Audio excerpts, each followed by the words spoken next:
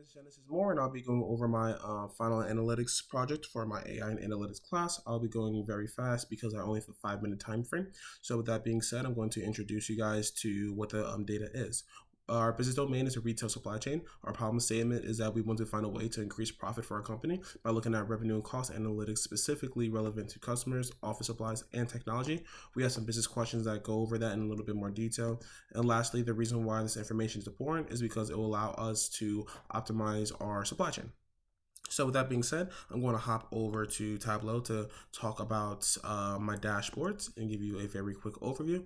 I'm going to focus mostly on the filters because if you do look at my work down here, we do talk a little bit about what the dashboard and these charts actually are. With that being said, we're going to look at our overview dashboard first. We have our KPIs up here comparing our current year to our previous year performance. We do have our drill down, which compares our profit by category, which are these, and subcategories, which are these. And we also do have some segmentation by customers and product ID, which allows us to know which customers generate us the most sales and the most profit, and which customers generates us the least sales and the least profit.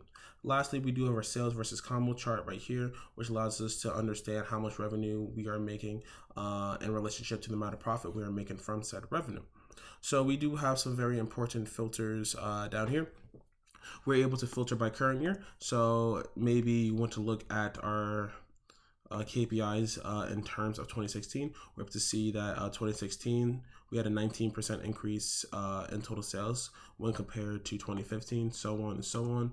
We do have our product ID clusters, and these also work for our customer ID, which just allows us to organize these segmentations a little bit more cleaner, a little bit more better. Furthermore, we also do have some color coding down here on a percentage base and up here on a regular numbers base. This lets us know the lighter blue we have, the less profit, the darker blue we have, the more profit. So for example, we are generating less copiers profit when compared to accessories under the technology category. You can also look at this information in terms of ship mode. So one very important thing to note is that standard class, obviously, we're looking at it at a per unit basis. It's going to generate us the least revenue and the least profit when compared to same day shipping and things of that nature. So maybe you would like to look at the standard class and see if there are different ways we can optimize it if you're not happy with the standard class's performance. You can also look at the year of the order date. So maybe you're only interested in looking at 2017 revenue. You see how the revenue changes down here. Then we can do that. You are also able to look at different sorts of segmentation. So maybe you're only interested to see how our corporate office works. All you will need to do is unselect all, select corporate, and now we're only looking at our data from our corporate customers and things of that nature. So if you want to drill down by there and see how we can optimize our corporate information, our corporate profit, revenue, and things of that nature, that is how you would do that. You can also look into region. Maybe you're not interested in looking at the segment and segmentating it by corporate, home office. Maybe you want to see, okay, how can I increase our profit only for the East region? That's all you have to do. Lastly, I'm going to go over to my strategy dashboard since we are running out of time. So on my strategy dashboard, we're keeping these same KPIs. The reason why we are keeping these KPIs right here is because it's very important when we are looking at different types of what if, predictive / prescriptive analytics and things of that nature.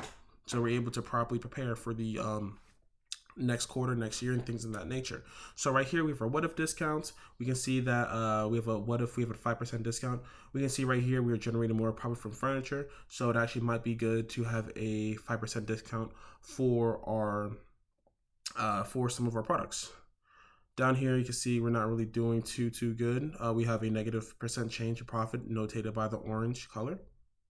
So maybe what if maybe a 5% discount on everything may not be the best thing to do. We also have forecasting sales and profit, and this just allows us to know what we can expect our future sales and our future profit to be. We also have forecasting quantity as well, because quantity is directly related to the amount of sales we have and the amount of profit we have. If we're not selling enough, we might not have enough revenue and things of that nature. But that is all for my project. Thank you for your time.